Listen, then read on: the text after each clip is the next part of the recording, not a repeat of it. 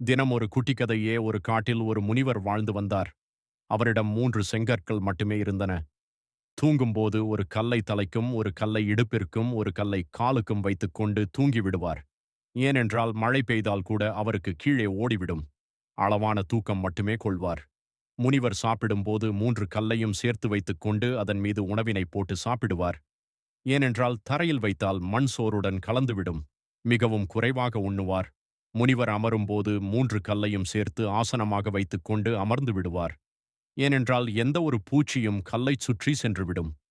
முனிவர் இவ்வாறு 3 கற்களை மட்டுமே வைத்துக்கொண்டு வாழ்ந்து வந்தார். எப்போதும் சந்தோஷமாக இருந்த முனிவரை தனது கஷ்டங்களுக்கு தீர்வு வேண்டி ஒரு அரசன் அவரை சந்திக்க வந்தான். அப்போது முனிவர் இவ்வாறு 3 கற்களுடன் கஷ்டப்படுவதைக் கண்டு அவரை அரண்மனைக்கு அழைத்துச் செல்ல விரும்பினான். முனிவர் மறுத்தபோதும் அரசனின் பிடிவாதம் காரணமாக ஒத்துக்கொண்டார். முனிவருக்கு அரசனின் அரண்மனையில் பொன்னால் ஆன பலகை போடப்பட்டது. தங்க தாம்பாளங்களில் உணவு வைக்கப்பட்டது. முனிவர் முன்னைப் போலவே செங்கற்களை சேர்த்து வைத்து அதில் எப்போதும் சாப்பிடும் சோறின் அளவே போட்டுக்கொண்டு உண்டார். அரசனின் அரண்மனையில் ஹம்சதூளிகா மஞ்சத்தில் முனிவர் உறங்குமாறு கேட்டுக்கொண்டான். முனிவர் முன்னைப் போலவே 3 கற்களை ஹம்சதூளிகா மஞ்சத்தில் போட்டு அதன் மீது படுத்துக்கொண்டு உறங்கினார்.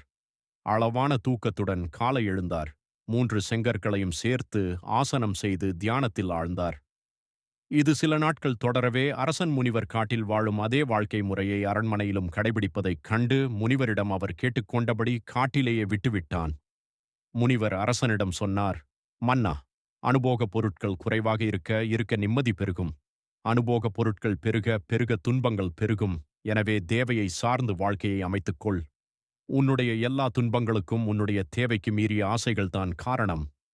முனிவர் சொன்னதைப் போல் நாம் நமது தேவைகளை சார்ந்து வாழும்போது அனுபோகப் பொருட்கள் குறைவாக பயன்படுத்த எப்போதும் நிம்மதியாக இருக்கலாம்.